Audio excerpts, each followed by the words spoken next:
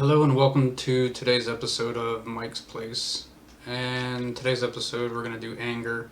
Before I go into this topic, I just wanted to bring up the previous topic was parenting, and I made a comment about the parenting being for like young kids and teenagers, young adults. You actually have different forms of like different levels of parenting. Some of it applies to like babies, newborn babies, small children, kids, teenagers, and then young adults. But the content I went through was basically for like a child that's old enough to understand some of the situation or possibly all of it, and one parent was just out of the situation. So now on to anger. And before I start this, anger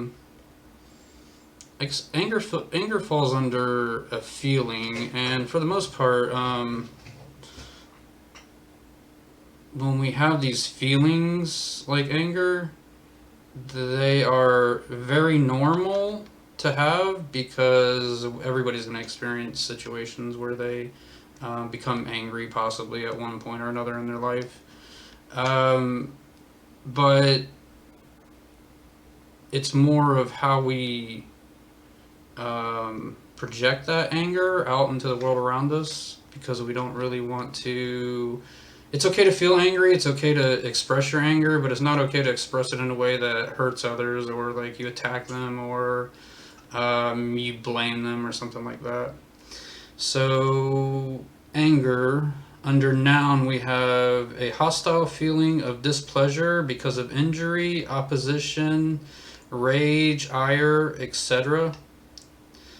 So anger, feeling of displeasure because of injury, opposition, rage, or ire. So these are all anger. Just you're feeling displeasure because of these things. Number two is a strong feeling of displeasure and belligerence aroused by a wrong, wrath, ire, deep and strong feelings aroused by injury, injustice, etc. So usually there is a cause for the anger that you're experiencing. I mean, you could just be like an angry person. You're always in a bad mood, but more than likely, it's your anger is it has a source. So we'll also look at how to pinpoint that source and how to make sure that we aren't blaming other people or other things for how we feel. Under verb, we have to make angry, anger. And the general, number two says the general term for sudden violent displeasure. Um, just like calling it anger when people act out with violent displeasure. So, what is anger? Anger is an emotion that we all have, like joy or sadness. Anger is just as much a feeling as rapture or pain, boredom or peacefulness. Many of us believe that anger can be controlled and released positively and choose not to get angry. When we do get angry, we deal with it by keeping it from building up. Others keep their anger stuffed inside. Maybe they choose not to deal with their anger, or they may not know how to deal with it in a healthy way. They just ignore the fire that is building inside. Anger does not go away. It can numb you so you do not feel it. Anger can cause ulcers, headaches, or sore muscles. One could say that keeping anger in, stuffing anger, is a way of causing you pain, a way of being violent to yourself. A lot of times, what they'll tell you is you don't want to hold it in. You want to express it in a positive way because holding it in will let these um, situations that make you angry just kind of like stack up and compound on you, and it's really not healthy because then you kind of lose it. I guess you could say you go off on the deep end. So anger is an emotion and a feeling. Many of us believe that anger can be controlled and released positively and choose not to get angry. I mean, they still get angry. They learned how to walk away and not let it bother them. When we do get angry, we deal with it by keeping it from building up. Others keep their anger stuffed inside. Maybe they choose not to deal with their anger. Maybe not know how to deal with it in a healthy way. So that's basically what we're going to be looking at here is how to deal with anger in a healthy way. That way it's not like building up inside your mind and then just compounding, and then you have like one situation turns into 10 and you're flipping out and freaking out, going crazy and hurting people. So anger is aroused by a wrong. This means that when someone does something wrong to you, and if you're human, you will experience anger. If someone does something to injure you or someone you care about, chances are you will feel angry. Remembering the difference between a reaction and a response, we need to understand that most often your anger is your reaction to the world not going as you wish. And the reaction was we do the action again that we were taught as a child, and there's no how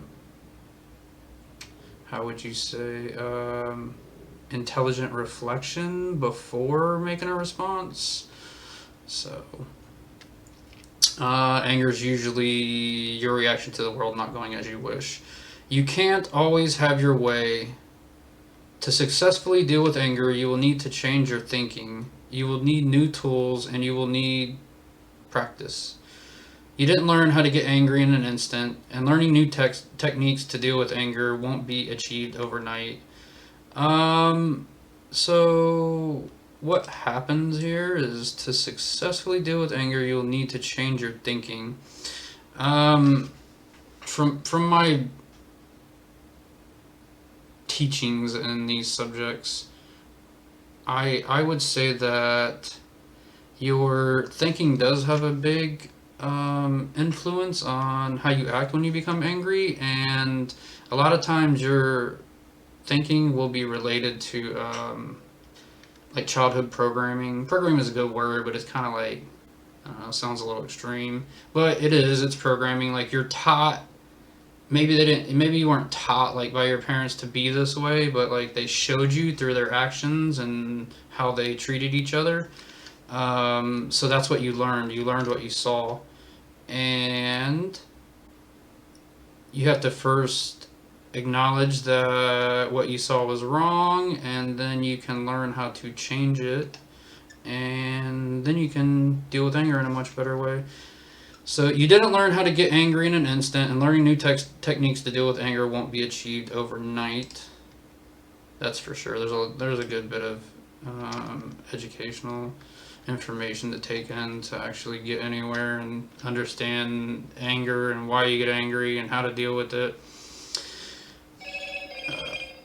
Furthermore, an attempt to adjust the manifestation of anger, the way we express our anger, without understanding what causes the anger, will not produce the long-lasting desired change we're looking for.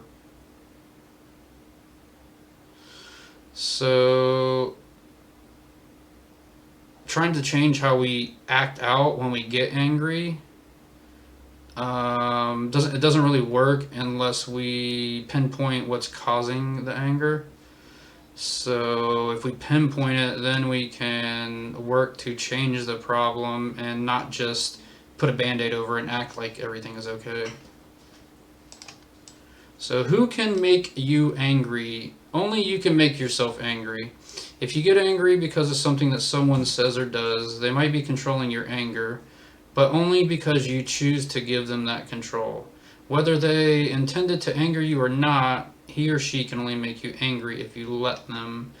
For the most part, that's true, but I disagree a little bit with this, and the reason I disagree with this is because there are people who will intentionally attack you continuously over and over again, and it is not only annoying, but it is a form of aggression, and they will continuously attack you to make you angry so that you will act out. Yes, it's your choice to act out, but if they follow you around and they're touching you or something like that and calling you names, like, I mean, it gets a little hard to say that you can control your anger, especially if they start touching you. Then it becomes a physical violence. So I don't completely agree with what that says. That's just my opinion, though. In order to make significant kinds of change, to make different, better choices, and meet life with a response rather than a reaction, we need to think about ourselves, who we are, how we feel, and who and what is important to us. We need to respond to the negatives rather than just react to them. We can respond rather than react when we realize that we are responsible for our actions. All we will be held we will be held accountable. Sorry. When we can respond to events rather than react to them, we will have made great strides towards eliminating anger.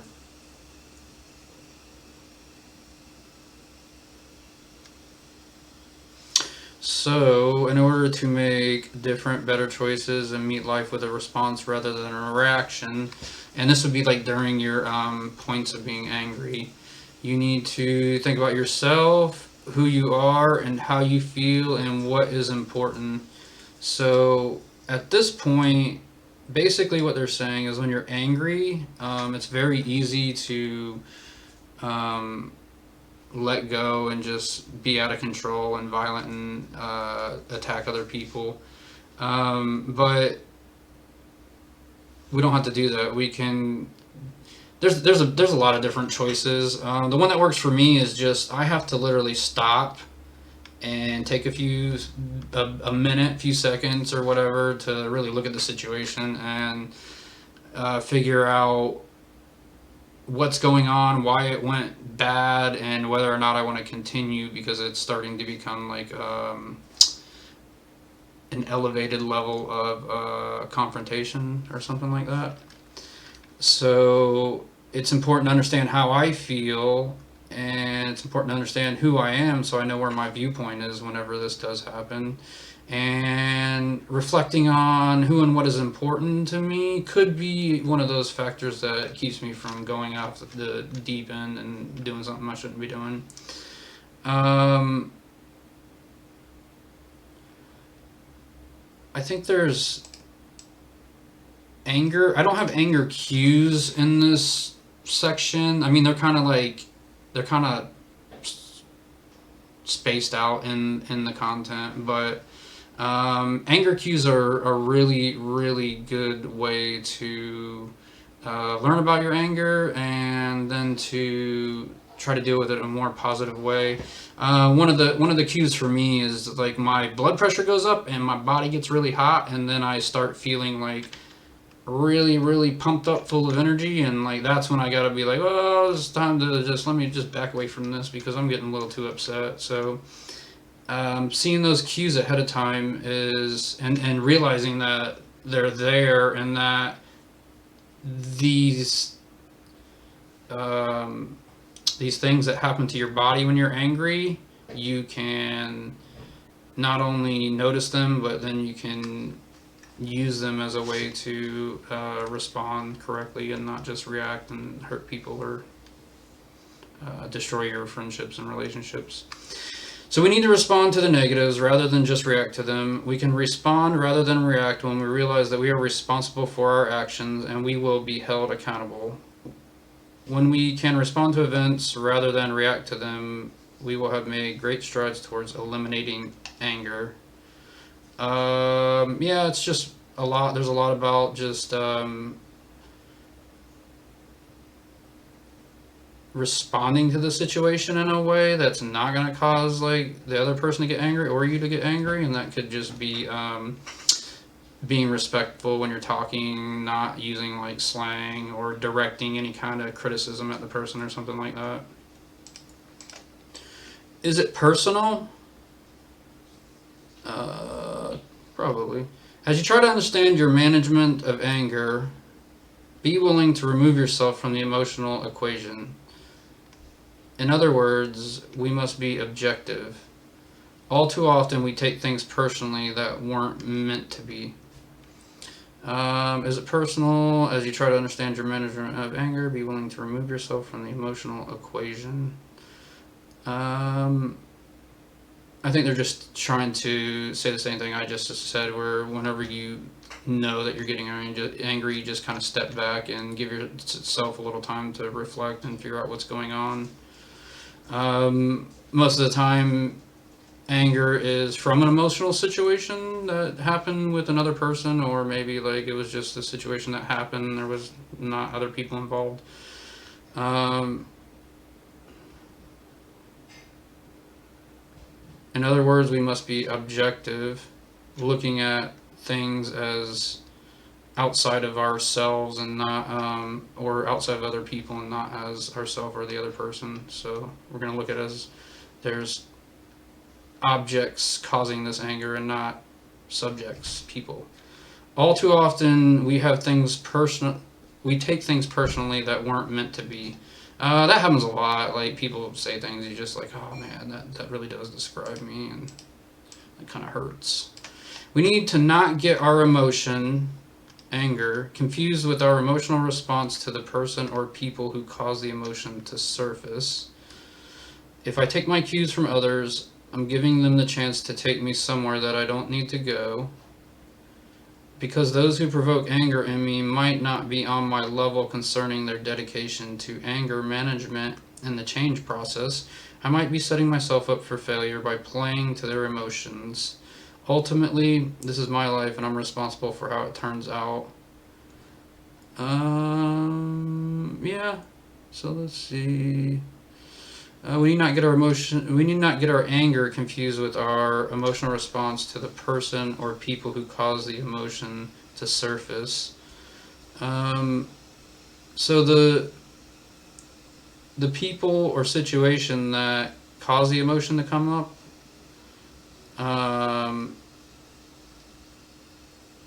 it might not be the person's fault. It could just be like an accident happened or the situation happened. So like you don't want to just automatically get angry and aggressive towards other people.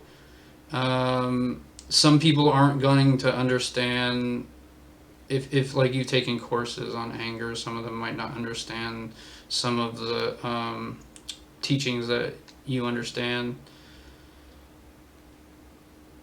meaning that they don't have anger management and they probably will just hurt you, possibly. And if you give in to their aggression and their what do you call it, intimidating aggression, then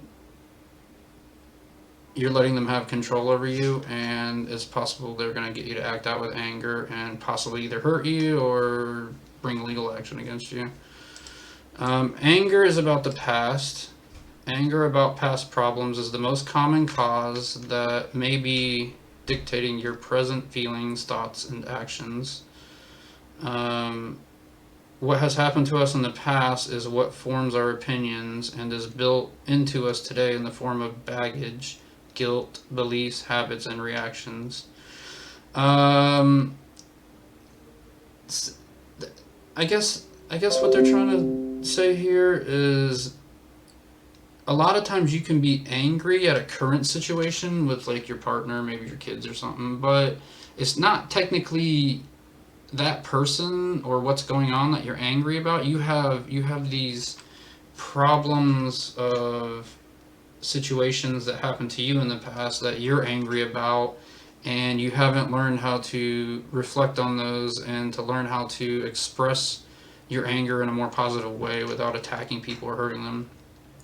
So anger is about the past. Anger about past problems is the most common cause that may be dictating your present feelings, thoughts, and actions. What has happened to us in the past is what forms our opinions and is built into us today in the form of baggage, guilt, beliefs, habits, and reactions. Right, so your past experiences basically, without you knowing this, you kind of carry this backpack or briefcase around full of all these bad situations that have happened to you that you feel guilty about. Some of your beliefs, if you believe like in aliens or UFOs or Bigfoots or something like that, you could have your beliefs in there. Habits and reactions. Now, these could be good things or they could be bad things. A lot of times people just have negative aspects of these because they were taught these through the people's actions around them, and they don't really understand it, and they just continue doing it. They just continue redoing the action, so they're reacting over and over again. Rarely do we find ourselves getting really fired up about the event that has just occurred. Our reaction to the present event is driven by our past experiences, which may have occurred either minutes ago or years ago. When we look back at the times we have become angry, we find that our day was off on the wrong foot. Someone cut us off on the freeway, or the boss chewed us out at work. As soon as the next event occurs, we take all the baggage from the past and dump it right out on the table for all to see. They should have listed this under directing your anger, understanding and directing it. So a good example here is going to be let's just say you're married and you had an argument with your partner at home. We'll just say that the partner was like an infidel and they were cheating, and it's an emotional situation. It's really hard to deal with. You're probably really angry, and it's not healthy to take that anger with you to, like, say you're going to work and then start yelling at coworkers or trying to fight with people or something like that.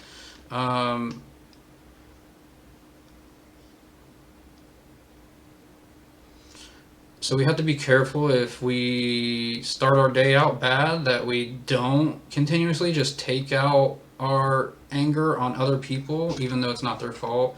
Yeah, road rage is a good one there, because like you could have something happen early in the morning and then like you're just yelling, honking the horn, trying to run people off the road just because you're angry. Not only can that be dangerous to yourself, but it's dangerous to everyone else. And it's not healthy to express your anger in a way that you criticize people, demean them, or attack them in some way. So that's what we want to stay away from, expressing anger negatively by attacking others. When you get angry, it is because you have encountered an event in your life that has provoked your anger. Many times, specific events touch on sensitive areas. These sensitive areas usually refer to long-standing issues that can easily lead to anger. In addition to the events that you experience here and now, you may also recall an event from your past that made you angry.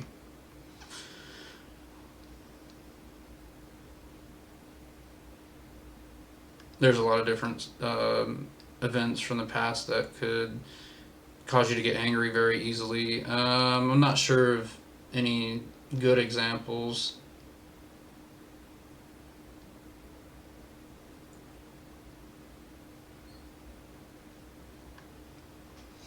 Yeah, I don't really have any. I mean, I'm sure I have a lot of events that made me really angry, but I'd have to really go through them to see if my anger was like really directed at the right thing, or if I was just being a jerk, because it's kind of hard to tell.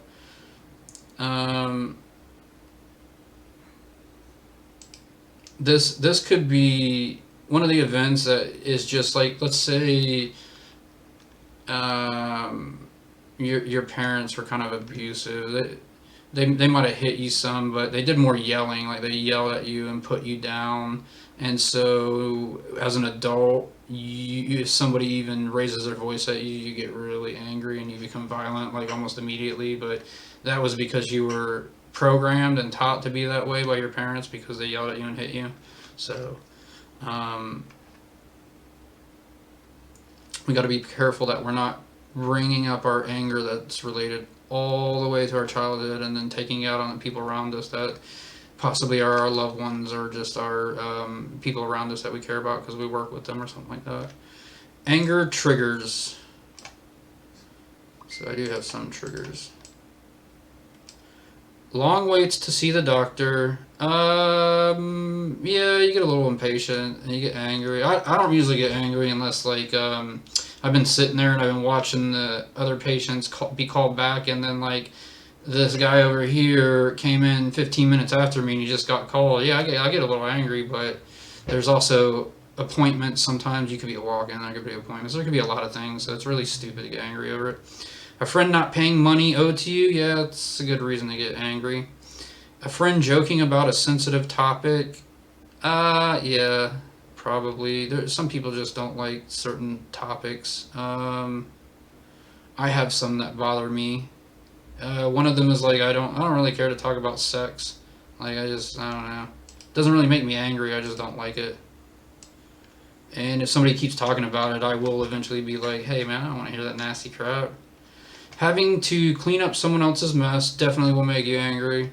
Having an untidy roommate or bunkmate, etc. Yeah, definitely could make you angry. Not being able to make a phone call. Yeah, I've been in situations where my phone acted up and I wasn't able to dial out or answer the call because it like froze on me. Yeah, I got really angry. I still have the phone, so I didn't break it or anything, but I wanted to break it. Having something stolen definitely triggers anger. A friend breaking a promise, yes, most definitely could trigger some anger. So those were just examples of triggers. There's a lot of triggers for anger, a lot of triggers for a lot of things. Triggers for one person might be different from somebody else. Like one person you might be able to argue with them and call them names, it doesn't really bother them. But if you touch them, they'll fight with you. Versus like this guy over here, he kind of is always pushing and touching other people and playing around and never fights about it. So there's a lot of triggers. You may be used to dealing with anger. Maybe you didn't have good models of anger management as a child. Unless and until you realize that as an adult you have choices, you would be bound to your history of making a choice to deal with and destructively express your anger. Unless you were taught to not express your anger negatively. Understand this. You do have choices to make on how to manage your anger, and those choices are yours and yours alone to make. The benefits that will result from making positive choices will be yours, just as the negative consequences that invariably result from making poor, self-defeating choices are also yours. However, for better or for worse, the benefits and the consequences are not yours alone.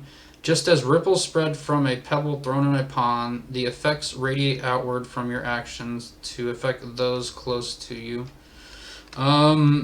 Definitely, your anger, your outward expression of anger could start to affect your immediate family if like you're just always complaining about stuff and yelling and cursing. That would definitely cause ripples that would make it's not only teaching maybe like your children or something, it's not only teaching your children that it's okay to act that way, but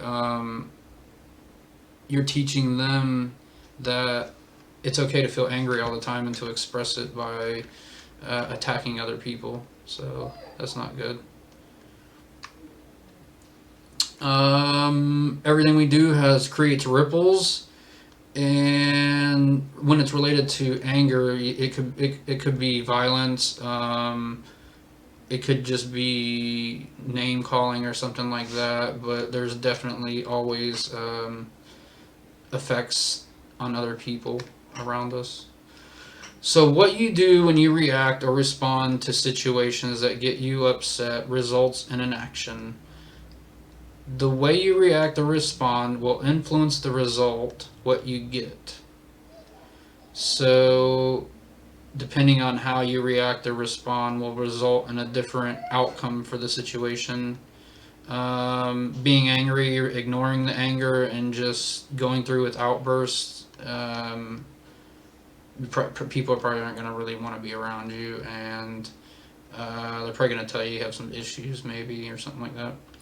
For example, what would happen if you ignored a situation that normally gets you upset? What would happen if you tried to find a compromise? You would probably avoid getting into trouble or a fight. What you do in a situation will affect your thoughts and feelings about that situation. Your thoughts, feelings, and actions are tied together. Each one affects the others. There are two types of actions. One is backing off or avoiding a situation. The other is hostility or taking aggressive action. What you do in a situation will affect your thoughts and feelings about that situation. Your thoughts, feelings, and actions are tied together. Right. So one of the main things about how you are going to respond to anger would be that you um, stop whenever you let's say you start to understand your cues. You're getting angry. Your blood pressure's up. You feel really hot, like you're just really excited and ready to go, and you stop. And instead of continuing in this confrontation, this verbal confrontation where you're arguing with somebody, you stop and then you look at, what am I thinking? Am I thinking, like, my thoughts are, I'm already thinking like how I'm gonna grab this dude and lock him up and take him to the ground, and like maybe that is gonna be helpful in a situation where you're being attacked, but for the most part, like, those thoughts are just going to make you want to act out with violence. So we kind of want to stop and think, what are we thinking? Are we thinking about hurting this person? Let's put that to the side. How are we feeling? Obviously, we're angry, but are we feeling anything else? Are we hurt? Are we jealous? Are we, is there something else we're just upset about? And our actions, right. So if you don't want it to escalate, you probably wouldn't want to intimidate this person by waving your hands all around.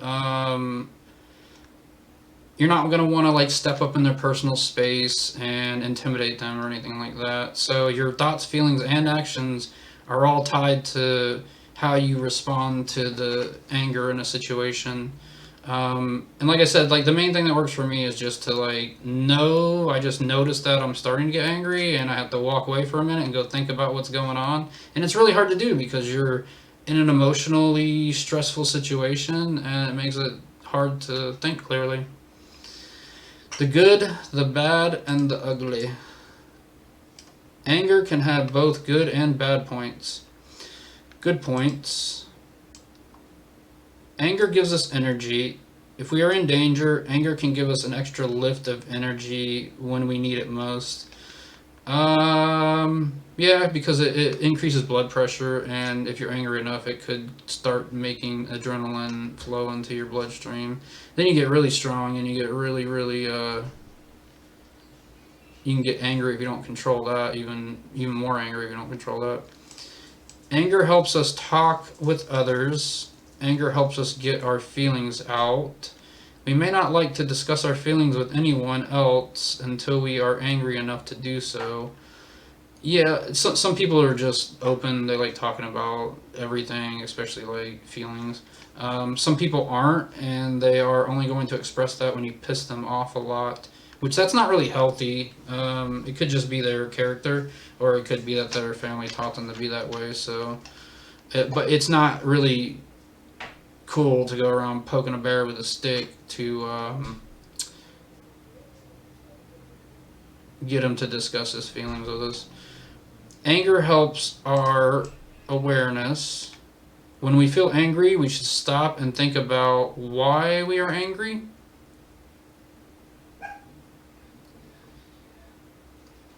Something may be happening that gives us tense or uptight feelings. Our anger could be a hint for us that something is going on. Yeah, because like, let's just say like you haven't figured out that your spouse is cheating on you, and but they just continuously keep doing things to like annoy you and cause problems. So this would be kind of brings your awareness to think, hey, what's going on with this person? Why are they treating me like this? And what are they up to?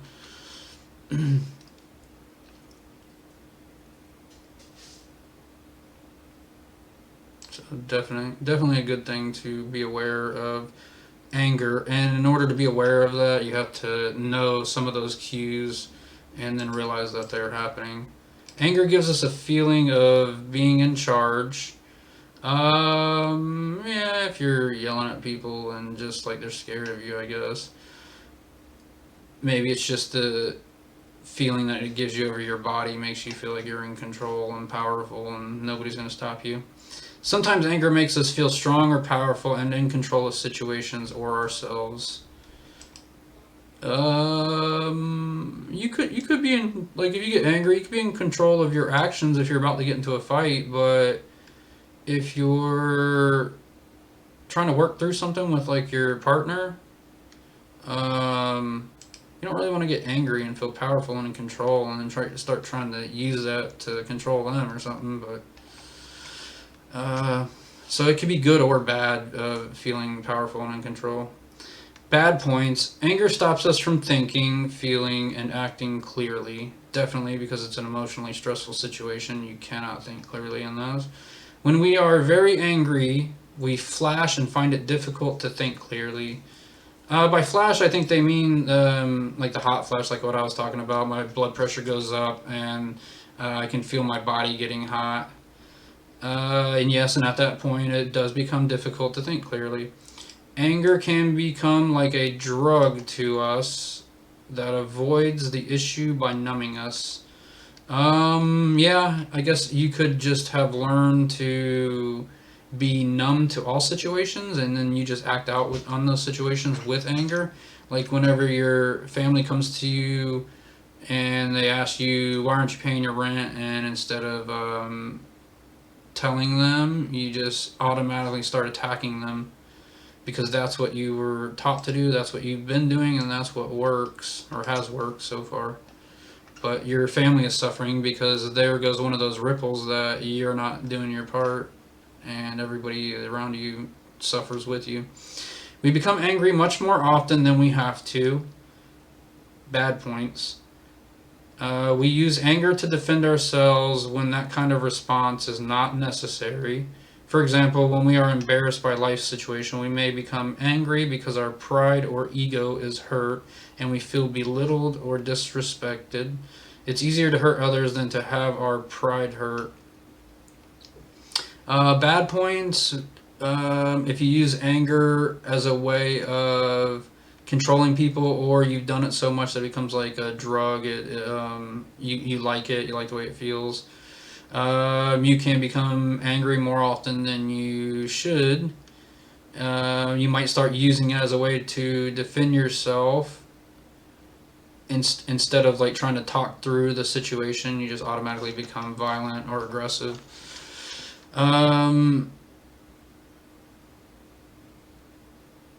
Yeah, when you are embarrassed by a life situation, you can be hurt and then become angry at the other people. Maybe you're angry because they laughed at you or they're making fun of you or something like that because you hurt inside. Um, and sometimes some people, whenever they don't understand anger and how to deal with it in a positive way, it probably is. It's easier to just hurt other people and use aggression and that anger to control them and make them do what you want, instead of trying to get along with them. And that is because you don't want your pride or your ego hurt by them saying something rude to you or doing something rude to you, so you're just always aggressive to them. Anger makes it easier to become aggressive. So, yeah, if you're angry all the time, then it's much easier to just turn that anger towards aggression and act out with violence or something. Whether that's like verbal violence, just saying nasty things, or physical violence, where you actually attack the person. Being angry or not understanding your anger and not dealing with it appropriately, it makes it a lot easier to become aggressive. In fact, some people will purposely, before a fight, they start yelling. They start making themselves really angry. They start hitting themselves and yelling, and it's all it's like it's like their way of making their brain release all those chemicals associated with that because it makes them feel powerful. Might make their adrenaline start rushing. We may become angry for a long time or more frequently. In those cases, we become aggressive. When we become aggressive, we say or do things that hurt others or ourselves. What's this? Bad points of anger. If you remain angry for long periods of time, or you're angry all the time, this could just lead to being angry more frequently. And this could just be for no reason at all. Like you're just always you tend to just be aggressive towards other people. Um, you don't care, and it's easier to become this way whenever you are holding on to anger or you stay angry for long periods of time. It's basically like you're teaching yourself to be angry and to stay angry by doing it. So when we become aggressive, we say or do things that hurt others or ourselves. Yeah, that's definitely true. I'm pretty, I say pretty nasty things when I get upset, and I'm trying to work on that, and I'm not very good at it. When we become angry, people think about us differently. We may have used anger to establish our rep with those around us.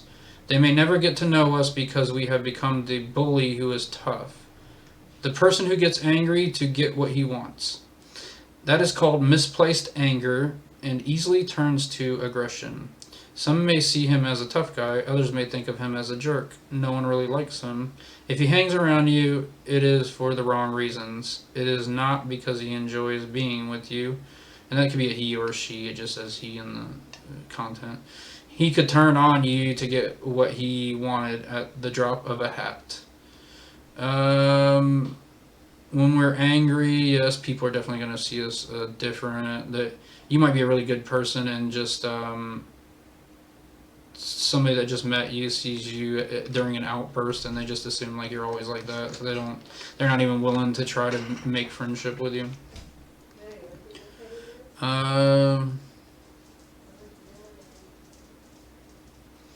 Yeah, and it's never good to be the bully who pushes other people around. And that is because that anger that you carry around is easily turned into aggression because you're already being aggressive.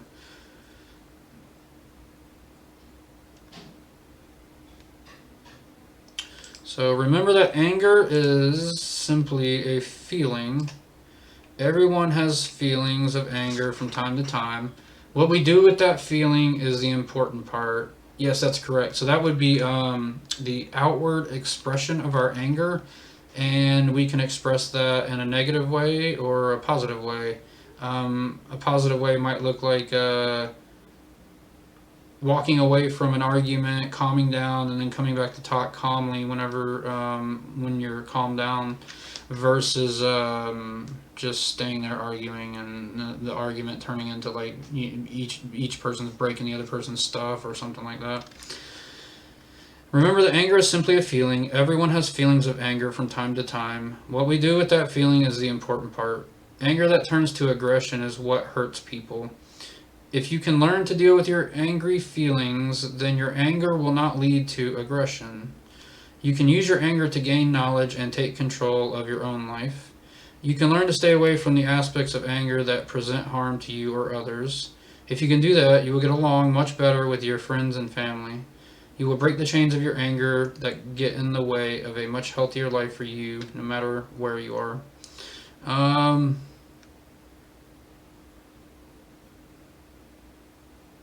You can use your anger to gain knowledge and take control of your own life. I guess if you're able to keep your anger under control and not let it cloud your thinking whenever you get angry, yeah, you could definitely use gain knowledge and take control during those times, because like you know what happens to your body, you know what happens to you in the situation, and you can control that and not let it bother you and get insight from maybe the other person or the situation that you're in or something like that.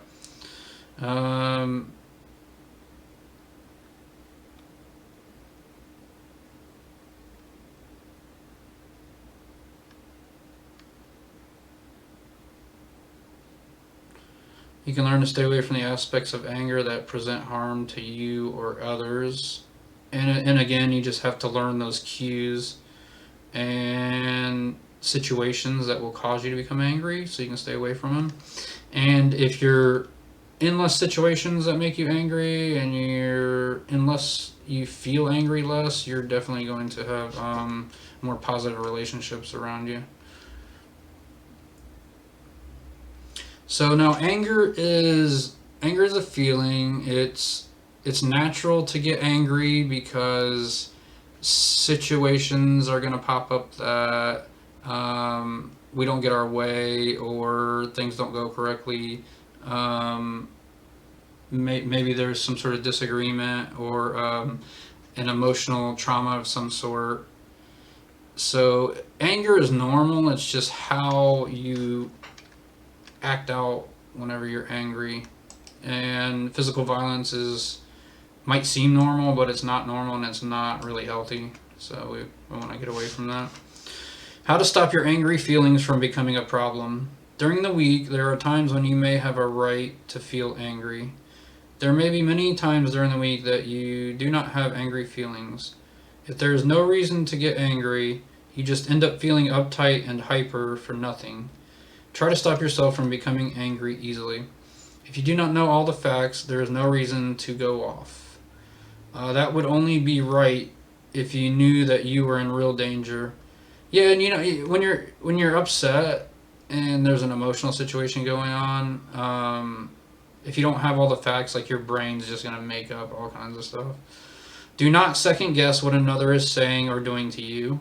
We all know that it is a jungle out there. Some think that they have to play the role, whatever role that is, the tough guy, or the faker. The You have the people playing the role of the victim. They'll be your victim because they want stuff from you.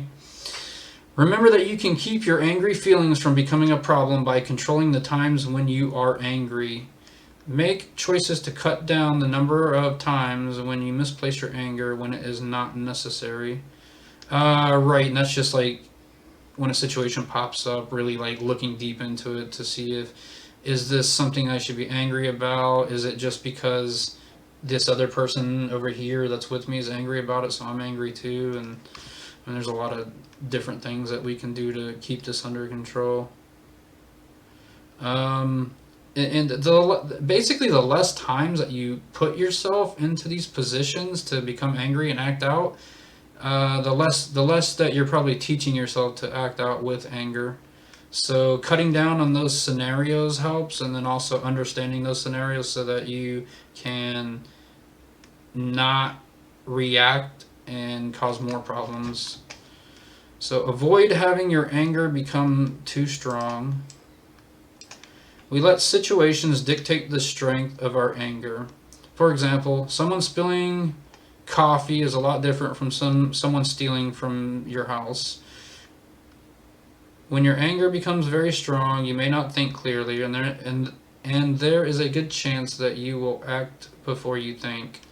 That kind of stress can be dealt with if you keep your level of anger down. We let situations dictate the strength of our anger. Different levels of situations are going to cause your different levels of anger anyway. I guess understanding that certain situations, maybe they're like a situation that's similar to something you went through as a child, will cause you to become more angry. We have to acknowledge that, and then we have to know that it's causing this problem. It's dictating our actions when we get angry, and then we have to change that. So basically, you just have to understand what's going on, understand yourself and the situation a little better. For example, someone spilling your coffee is a lot different from someone stealing from your house. When your anger becomes very strong, you may not think clearly, and there's a good chance that you will act before you think. And acting before you think usually involves violence, because you didn't really think about what you were going to do. No, I mean, it doesn't always or mostly, but it can. That kind of stress can be dealt with if you keep your level of anger down. Avoid being angry for long periods of time. The longer you stay angry, the more stress you put on your body. Your body does not get a chance to return to normal. When you stay at a high level of stress, you may get angrier easier, or you may just keep being angry. You might do this by remembering all the times you were upset in the past and just keep your anger level up rather than realizing that the past is done. There's nothing you can do about it except learn more about yourself for the present and the future. Um, yeah, and that would be if you're angry for longer periods of time. You're just going through some old thoughts and bringing up old situations out of your mind, and you're basically just stacking on more past situations that are going to make this current one make you get more angry at this current situation.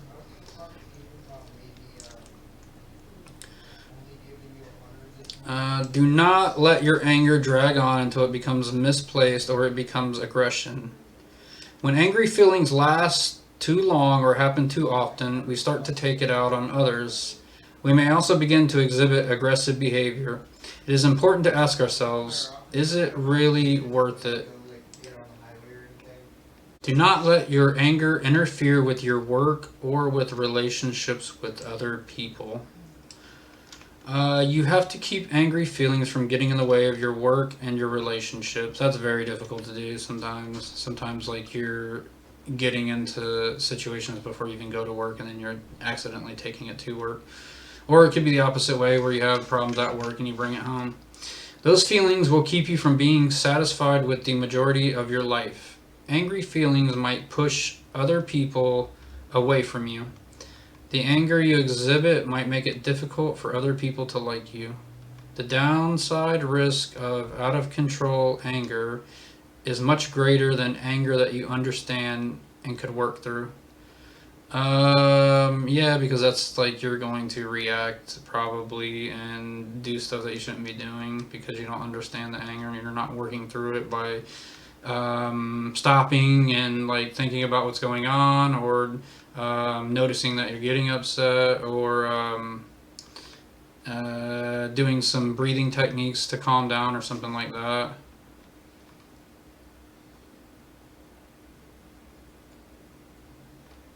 Moving through anger. So let's see, who are you angry at? In order to get rid of your anger, you must first determine who you are angry at. That may seem like an easy thing, right? Wrong. In 90% of the cases, we get angry about something that happened previously to the current event. Remember, anger is about the past. In most cases, your real anger is directed at a pattern of behavior, not an individual person. The object of your anger may have a person's name, face, and history. You aren't attacking the person because the person is not present. You aren't attacking the person because the person is not to blame. You aren't attacking the person because something the person did and not the person himself or herself is the object of your attack. You aren't attacking the person because the person is no longer the person who did the thing you are attacking. So in most cases, your anger is directed at a pattern of behavior, not an individual person. And you may have given a person's name, face, or history to the anger. It's possible that it's misplaced anger and it's not even the person's fault.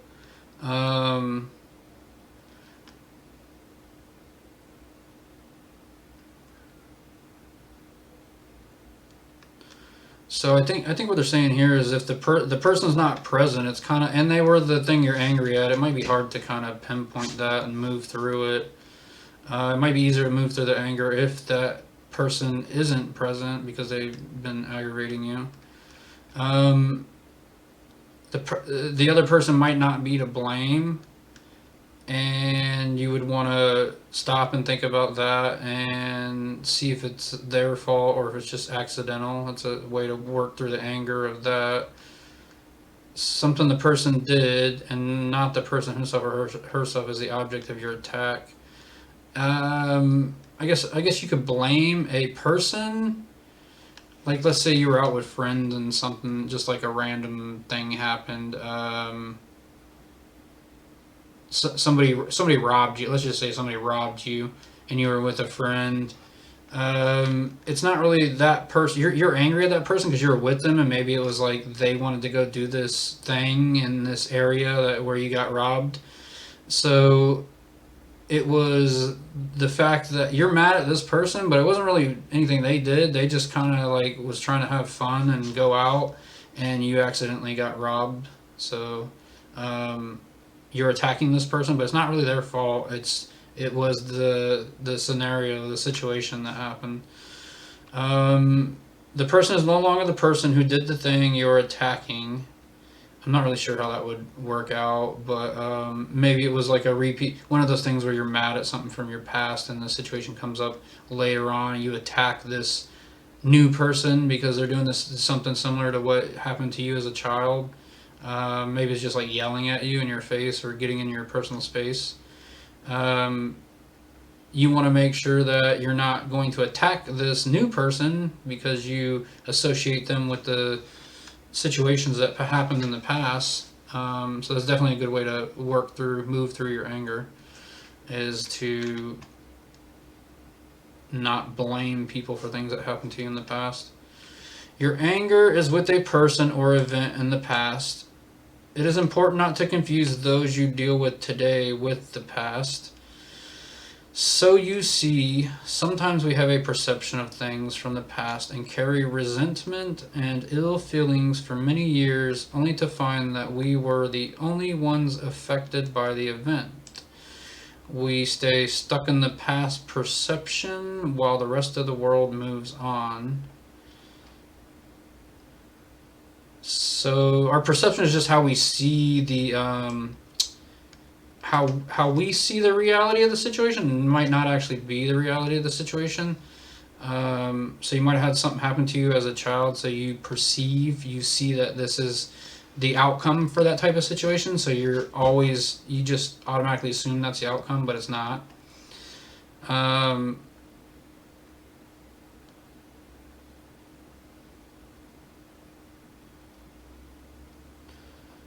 I guess what they're saying is that you could be angry and carry stuff for many years, and nobody else is really affected by the event, only you. And you would want to understand that to be able to work through it. We stay stuck in the past perception while the rest of the world moves on. So when you look at the bad feelings or dysfunctional behavior you learned growing up, it is okay to be angry with that and recognize where your behavior came from. The next step in growth comes from recognizing that the person who taught you a dysfunctional pattern of behavior, in reality, is no more to blame for it than you are. He or she was also a victim and learned the dysfunctional pattern of behavior from someone else, who learned the behavior from someone else, and so it goes on and on until it stops. You may be the one who can take the initiative to change behaviors and ways of being angry. What comes to mind here is hitting your children. So this is a big one. There's probably been research done on this, that child abuse continues in a family until a person comes along and understands that it's abuse and decides to change it. It could be accidental. It could be like just the person's not an angry person or aggressive person. They have no interest in hitting other people or controlling them. That could change the situation. But you can also have somebody that comes along and they just educate themselves, and then they're like, hey, my dad was an alcoholic. I tried drinking. It's not really for me, especially if I look back and see what he was doing. He was really bad. So removing the alcohol not only changes like the way that I see, the way I perceive the world, the way I interact with the world, but it also helps me to move away from the negative behaviors, such as like physical violence or something, hitting your kids or slapping them or calling them names and being rude to them. Getting anger out. There are several methods of getting anger out of your body. Remember that stuffing anger is not healthy. We have to move it out of us. Here are a few of the ways. Breathing. When we get angry, we tend to alter or maybe even stop our breathing patterns. Lack of oxygen increases the stress our body is undergoing at the moment. When you are stressed, take a deep breath as a way of keeping you focused on the argument at hand and what is being said. As you feel the feelings that come up for you, just keep breathing. You will find that keeping your breath going, one, defends us against other people's feelings while communicating to them that they are free to feel their feelings. You will find that keeping your breath going, two, increases our energy to get us out of a bad mood and get us moving. And you will find that keeping your breath going, three, enables us to stay in our feelings and feel them. Now, there's actually some science backing the different breathing techniques. There's a lot of different breathing techniques. Like I have a worksheet from my counselor about square breathing, which was a new one to me. Like I've heard of the slow breathing, the counting to 10, breathing slowly. I'm sure there's also in through your nose, out through your mouth, stuff like that. This is called square breathing, and it was like a technique that you use to inhale, process part of the information, exhale, and then you do that 4 different times, and it helps you to. The science part of it is you flood your bloodstream with oxygen, and that causes the blood to move faster. Therefore, you probably are able to think faster because all those chemicals are moving through your body a little bit faster. It's possible the extra oxygen to the brain just helps you to focus more, like you're able to look more in depth into the situation, maybe analyze a little better or something like that. So, the breathing, but beyond just the breathing techniques, these 3 things are, kind of like the main things that it will help as far as getting anger out.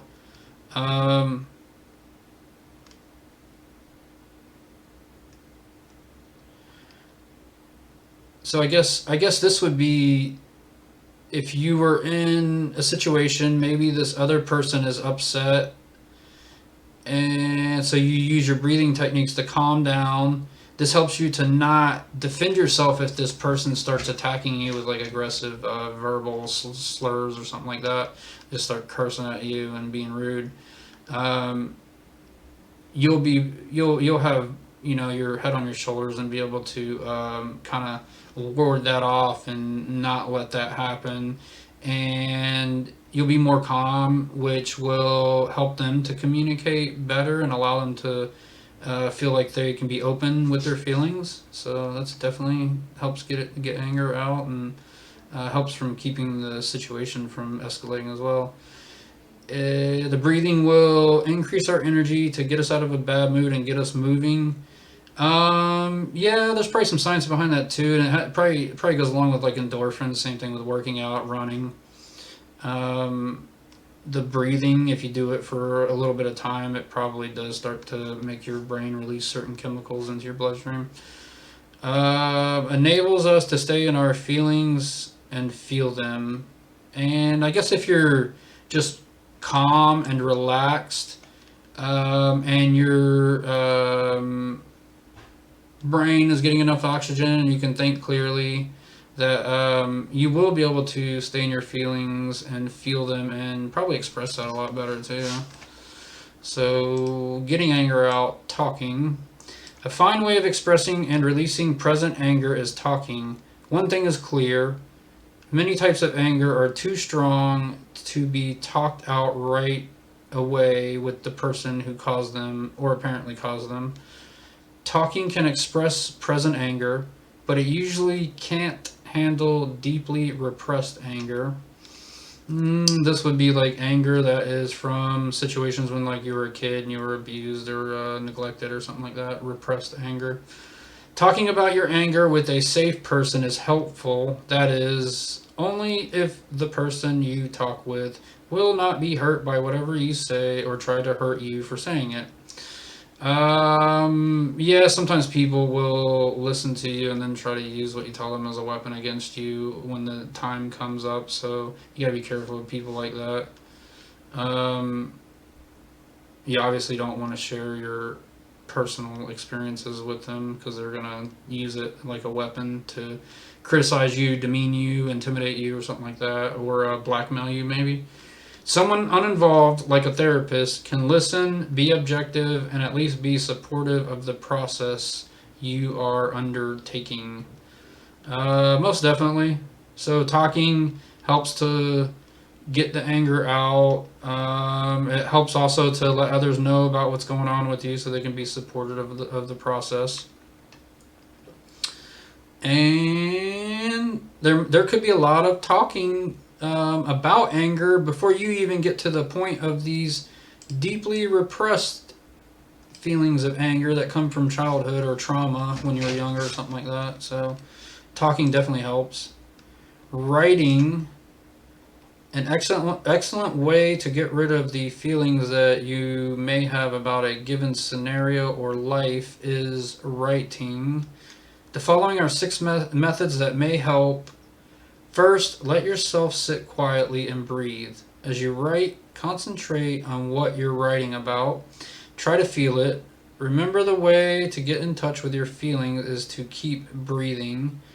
And just the breathing just, makes you focus a little better and might make you remember the chart of feelings a little better, and maybe you're able to remember definitions of some of the feelings that you have that weren't really clear to you when you were, like a few years before or when you were younger or something.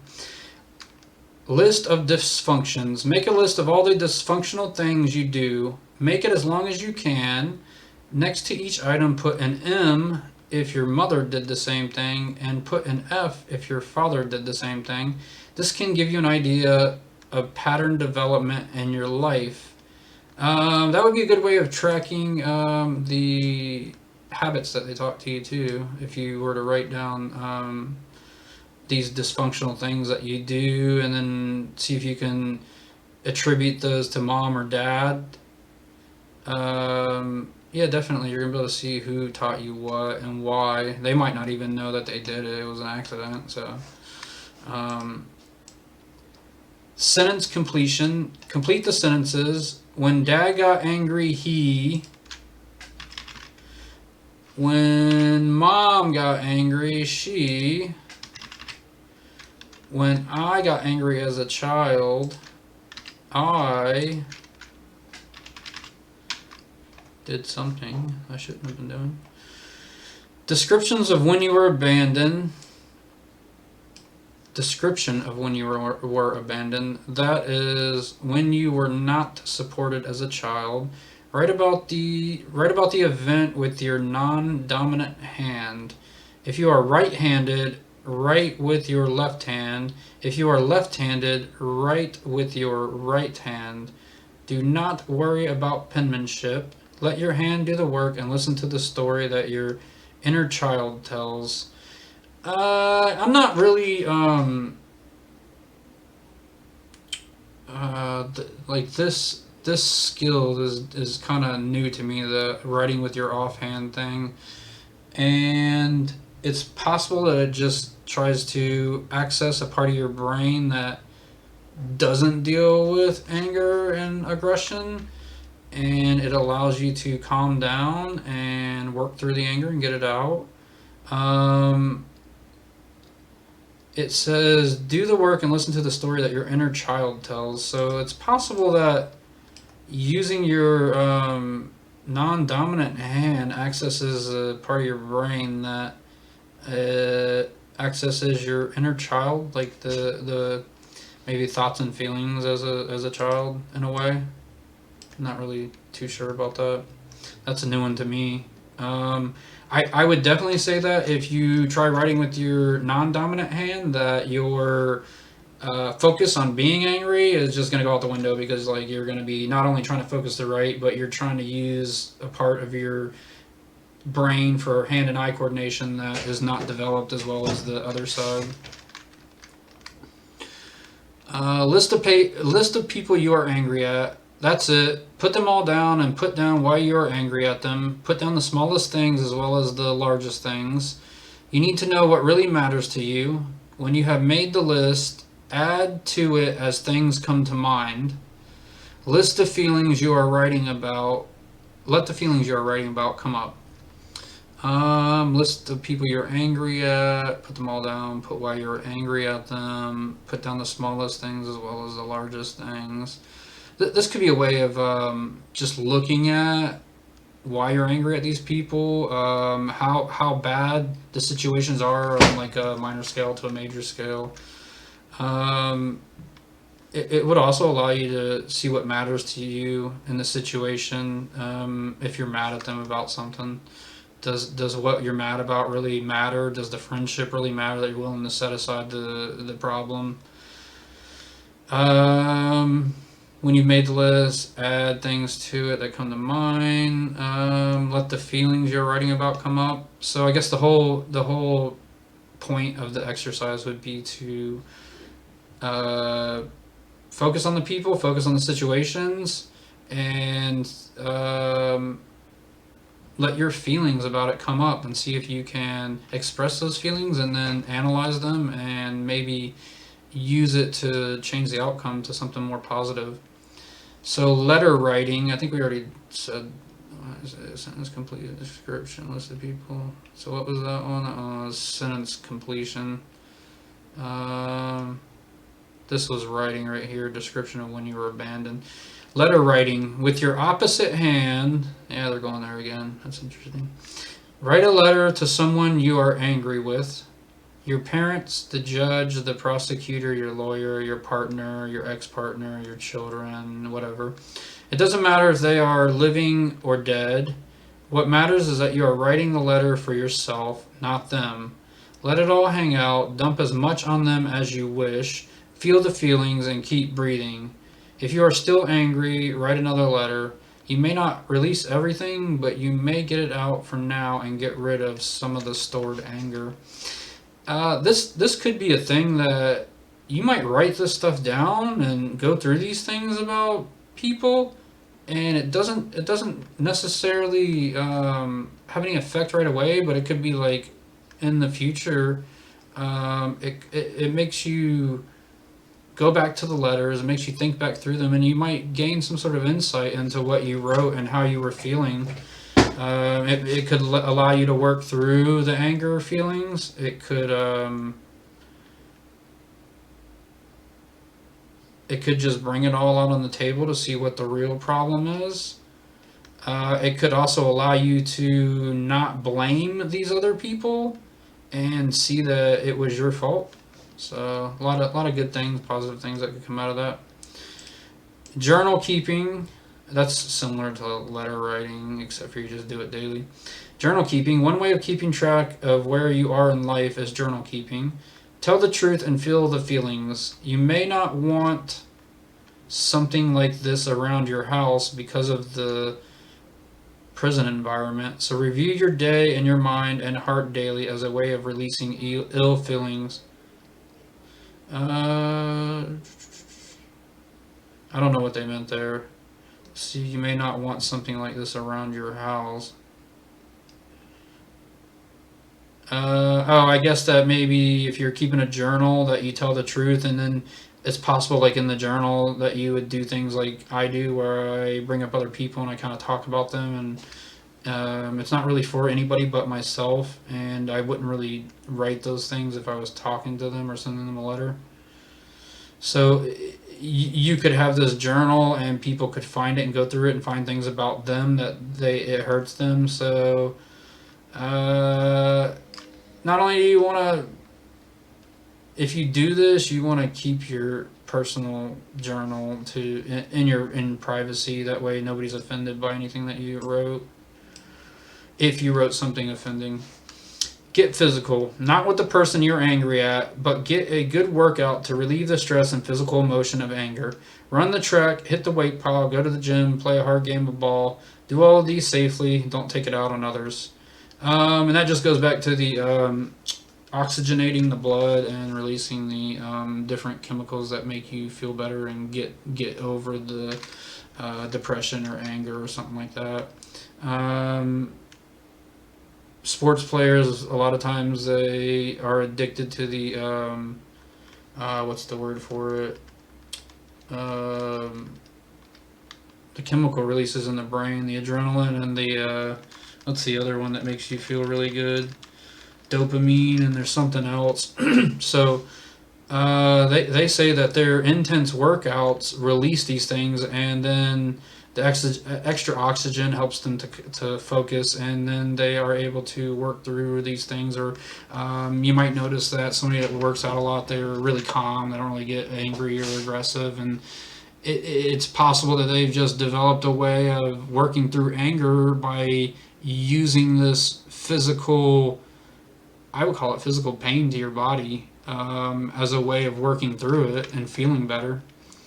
Because not only do you get some pain from the workout, but you also get the muscles being pumped up and the chemical releases and the oxygenating the blood. So yeah, definitely can help you work through the anger and express it a little better and more positively. More strategies for getting rid of anger. Remember to keep in mind that most anger is about the past. You can keep yourself in tune by knowing what your anger is about and following a few simple principles. They will help you get out of the angry mood, which will eventually lead to trouble. Practice these strategies one at a time until you get them down. Self-talk calmly. One way to bring yourself down is to take a hard look at the situation, determine if it's worth being angry about, and ask yourself these questions. Is it worth paying more attention to? Am I justified? Do I have a way to respond effectively? Self-talk, you don't necessarily have to say these things out loud. These could just be the thoughts that you replace the thoughts of acting out with violence, or you have these thoughts of hurting this other person when you're arguing with them. You can replace these with the thoughts of, is this situation worth me even dedicating time to? If I win this argument, am I justified? And do I have a way to respond effectively and positively? These would be good self-talk. Bad self-talk would be just like, oh man, I'm gonna lock this guy up, I'm gonna break his jaw, I'm coming straight in, I'm gonna knee him right in his kidneys and take him down to the ground. So yeah, that would be the not really the opposite, but like the other things that could be going through your mind, and you could be having negative self-talk by doing those things instead of a positive way, which is some of these right here. If you answered no to any of these questions and you prefer not to be upset, then talk yourself out of the thought, feeling, or urge of anger. Are you behaving appropriately? Look at the situation as if you were observing from the outside. Remember that these things are not a big deal. As you succeed in calming down, congratulate yourself.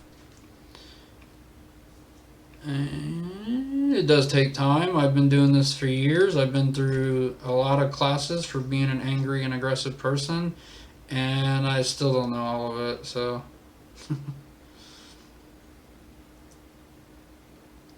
I am getting good at stopping and looking at the situation, because I know I'm getting upset because my heartbeat increases and my body starts getting hot. So that's usually my cue to back up and like start looking at what's going on a little better. Stop hostile thoughts, feelings, and urges. Tell yourself firmly, stop right now. You may want to replace those thoughts with thoughts of a favorite place or your favorite music. Your mind is a wonderful thing. You can be anywhere and do anything in an instant. The replacement may be the difference between life and death. Yeah, that's definitely a good tactic, is to distract your mind away from the angry thoughts or the situations. And it could just be that you just keep saying stop stop it now, or this violence isn't your thing. You know, you just keep repeating that violence isn't your thing, violence isn't your thing, and it keeps you from going any further, and then the situation turning into violence or something bad that happens. Distract yourself, which is exactly what that was. If you have already checked where you are on the situation at hand and you are still angry, it may be time for a timeout.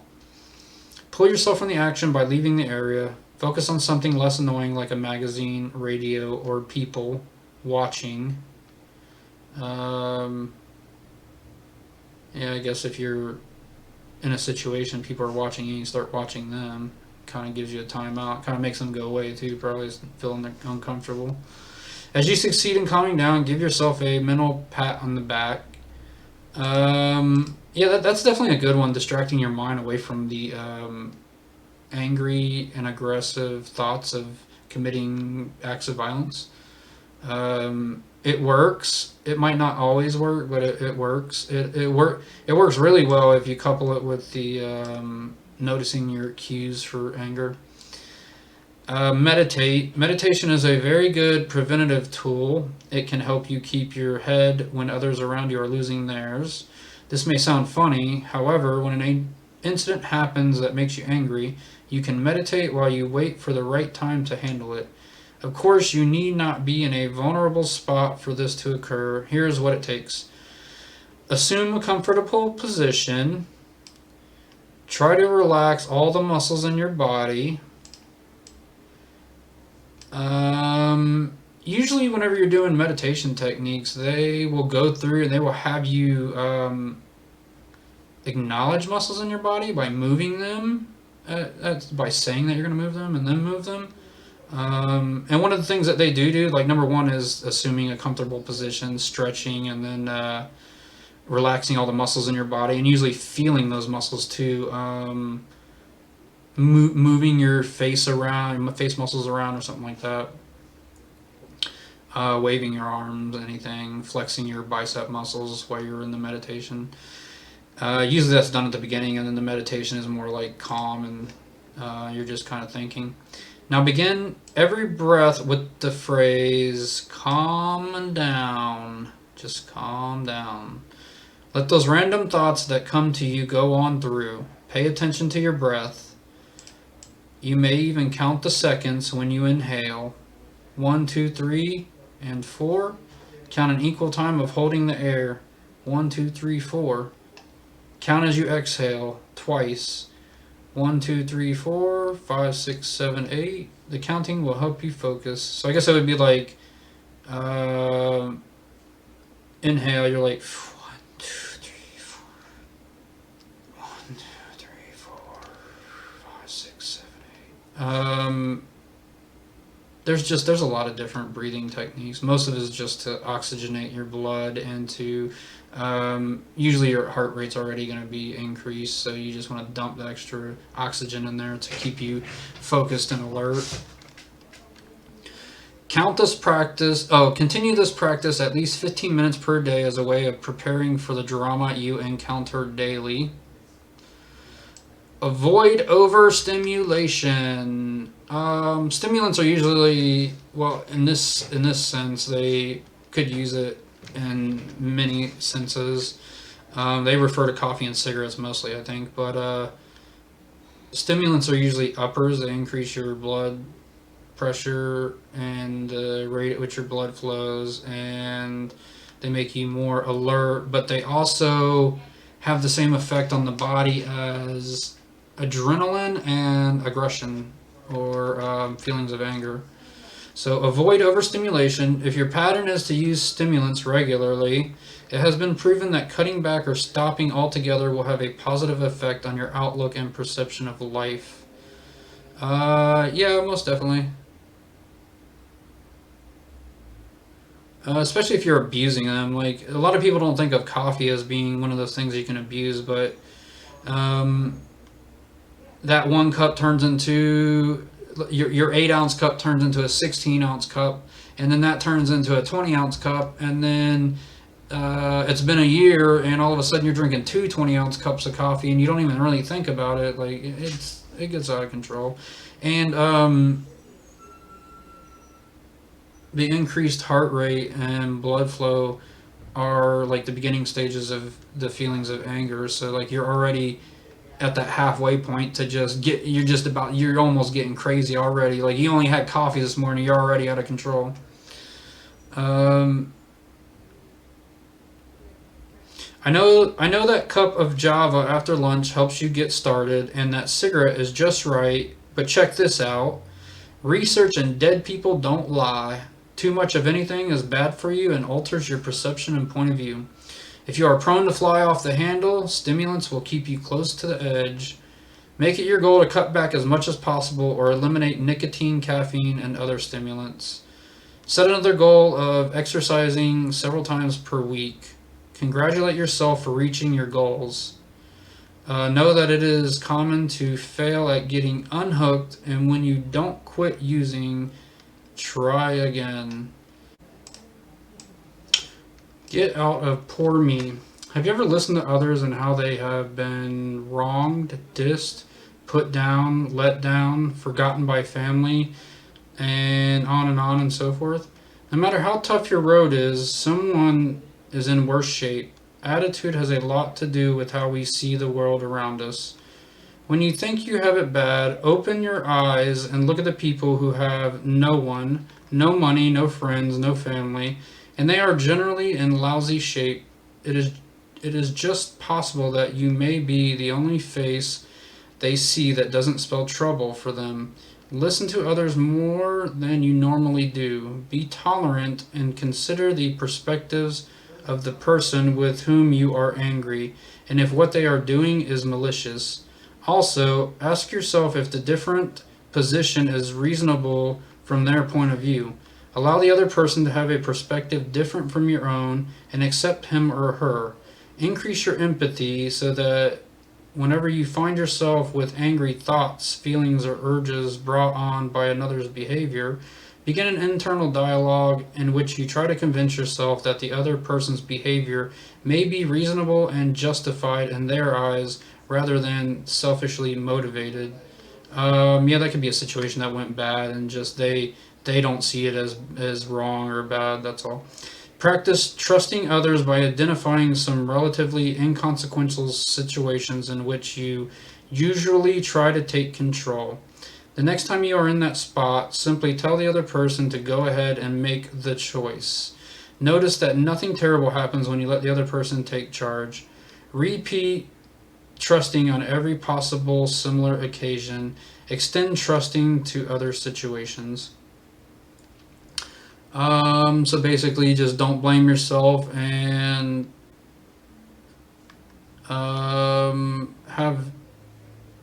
have trust for others and be tolerant of their perspectives and their feelings, especially during episodes of being angry. And this was under more strategies for getting rid of anger. Don't let yourself be the victim. That's just going to make you angry. And try to take the other person's perspective into account also. With empathy, you place yourself in the other person's position and you try to feel what they're feeling. That can help you to work through the situation and maybe see that the situation wasn't their fault or something like that, so you're not so angry anymore. Letting go. How many times have you said, that doesn't bother me, I just let it go? The big question is, do you really let it go? Did you relive some of the emotions? Did you get angry all over again? Were you pissed off? Did you observe that you were not fired up again? Did you get that old anger out? If you can say yes to the last two questions, then you may have let the old stuff go. You are the only one who can tell if you are hanging on to the old stuff. If not, it will come up repeatedly until you finally face the past. Move it out of you and move on with your life. So letting go helps to work through anger. Letting go is a process. Most of us have experienced an injustice, a time when we were wronged by someone or by a system. In every prison and jail on the planet, you are sure to hear many times, that witness lied, The judge was on the take, or something similar. You can constantly relive the past in your thoughts if there's no real possibility of overturning your case by proving an injustice. Unless you can go back in time and redress the unjust situation in your child or leave the past in the past, then you will still relive it in your thoughts. This is supposed to be unless you can go back in time and redress the unjust situation in your it's supposed to be childhood, or leave the past in the past, and you will relive it in your thoughts. So you'll constantly be reliving these past traumas in your thoughts unless you let go. And you can't just let go. Like sometimes you just have to work through these things in different ways. Some of the techniques we've been talking about will help. Writing stuff down to analyze it, making lists of behaviors, and then trying to attribute those to your parents, and then trying to figure out using that information to change your thinking, because you kind of like are able to see where it's coming from and why you do it. You will still feel the pain, heartache, outrage, and resentment, and you will still experience the urge to strike back, even if your rational mind knows that nothing will undo what happened or change the consequences. When the time is right, you can release your anger by beginning the process of forgiveness of those who wronged you. Step 1. Consciously decide that the person did you wrong. Now choose to forgive him or her. Next, acknowledge that you are wiping out the debt. This does not mean that you are going to forget it, but it does mean that you are not going to revisit past anger, hurt, and resentment. This also is you're going to decide the person did you wrong. You can forgive them, but you don't have to let them continue doing this to you. I'm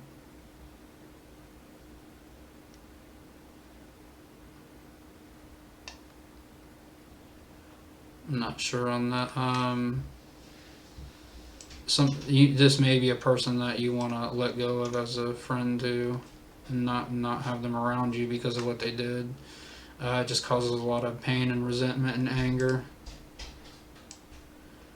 You might forgive them, but you still don't want them around you, or you don't want anything to do with them.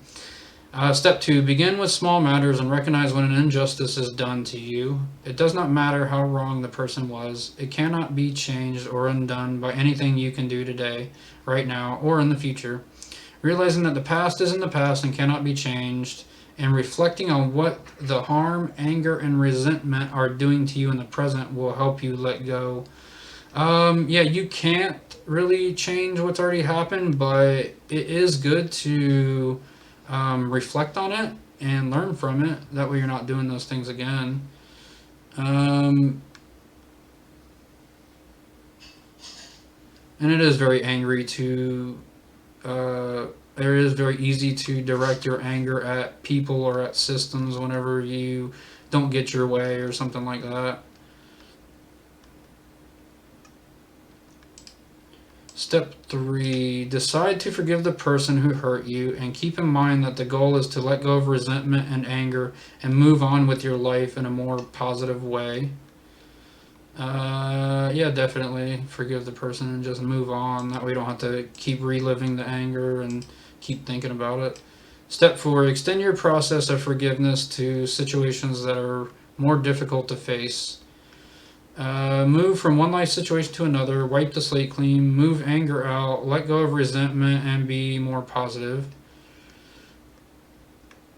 Once you get to this point right here, it kind of verges on. There are some situations where you're just not gonna forgive these people and let go. It's possible they just did something really bad to you.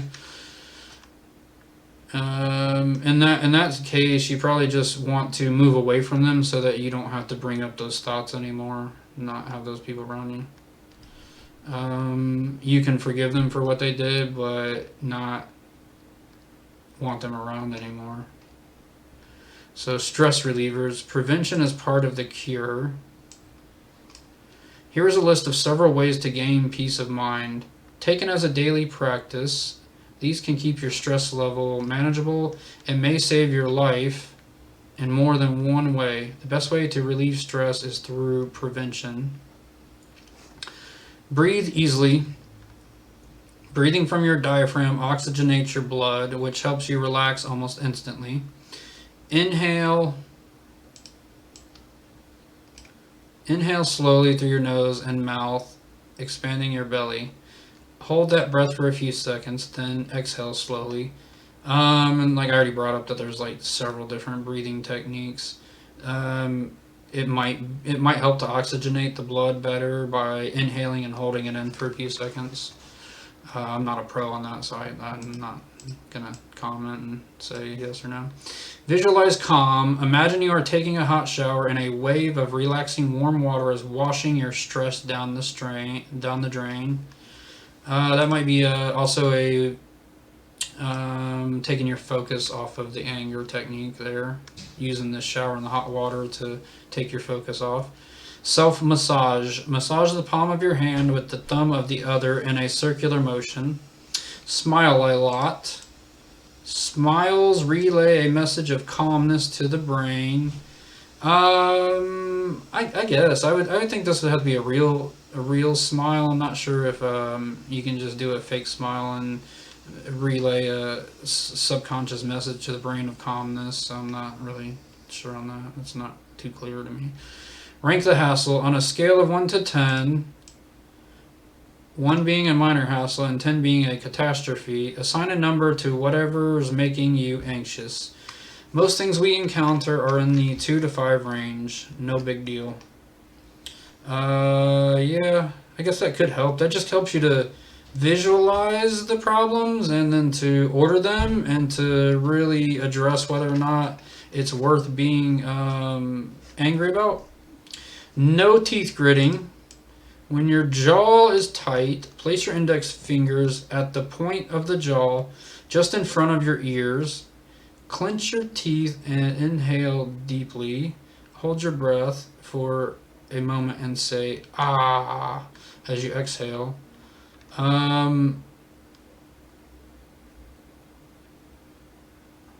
Just I don't know what the hell that would do, but there's like a lot of veins running through the area around your upper jaw and temple area. It may just help to redirect blood flow, help you to focus and calm down.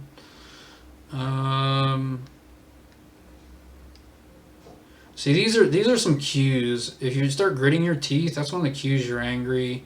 Your jaw might tighten.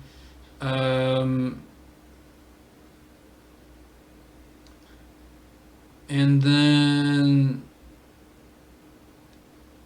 you would have the cues to let you know to start using the calming techniques. And that's what the hold your breath. Again, they bring up the breathing, hold your breath for a moment. That's like another breathing technique. Affirm yourself. When you confront stress in your head, tell yourself, I feel calm, I can handle this. Repeat 10 times. That's you're boosting yourself up, you're increasing your self-esteem. It's the positive thinking. Positive thinking with the feelings of overcoming the situation. So it's definitely going to help to relieve stress. Do not be a victim. When you ask yourself, what did I do to deserve this? Focus on being proactive. Do not go on the offensive, but set boundaries and focus on solving the stress.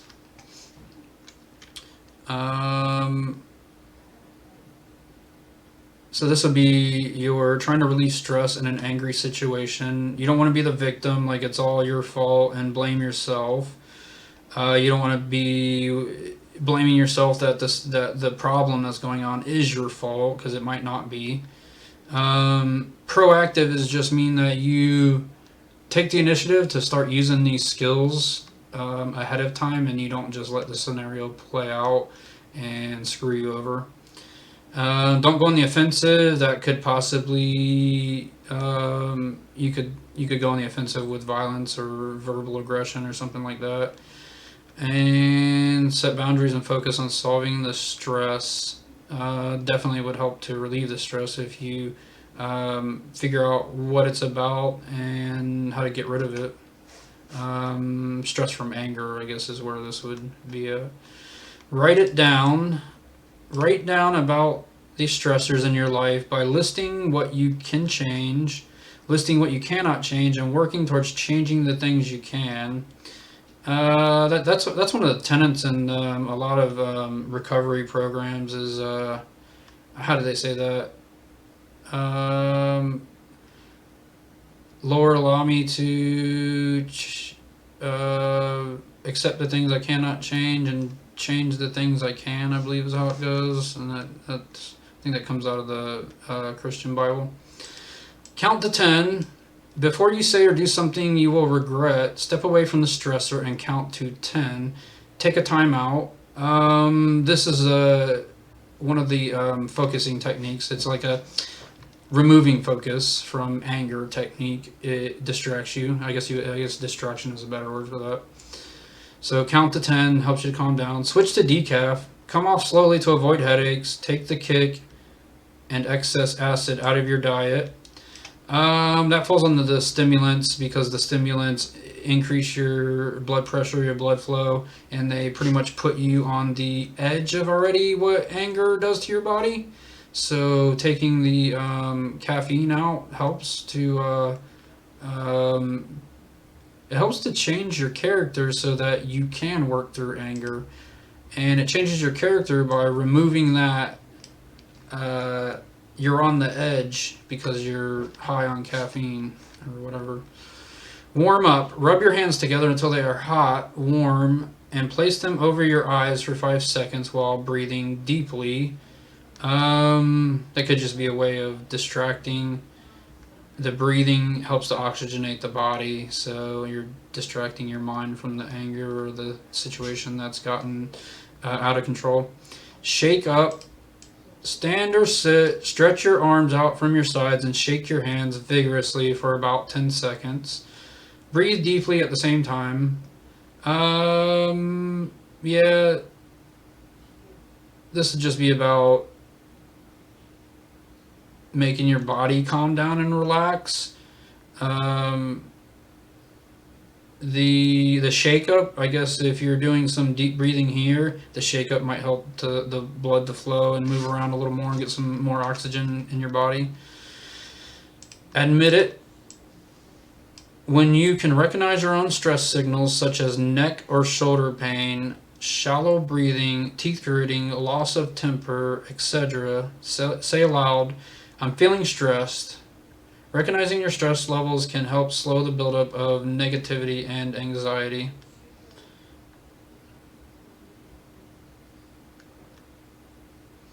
And those are some of your cues there. Neck or shoulder pain, shallow breathing, teeth gritting, loss of temper. Blood pressure goes up. You start feeling hot. You start to move around a lot more because you're becoming excited. All those are cues. Take a walk. Walking forces you to breathe more deeply and improves circulation. Breathe in calmness, breathe out anxiety. So definitely a good way to relieve stress and work through some anger. Practice mindfulness. Heighten your awareness by focusing intently on an object. Slowly savor a raisin or piece of chocolate. Notice the weight, feel, and texture of a pen. Be alone with your breath. Sit on a bench and watch the insects on the ground.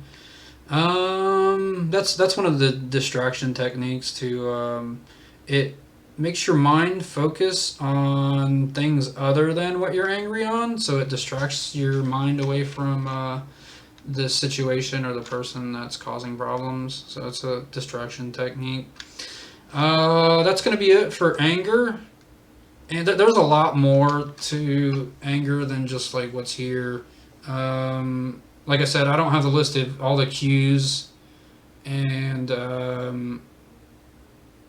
there's probably a lot more to working through the anger. But this gives a basic a really good basic idea of working through anger and working through stress and stuff. So it's not bad. But that's going to be it. Thank you for joining me at Mike's Place, and I will see you next time. So, give me a thumbs up if you like the content, and share it with your friends and family, and have a wonderful day.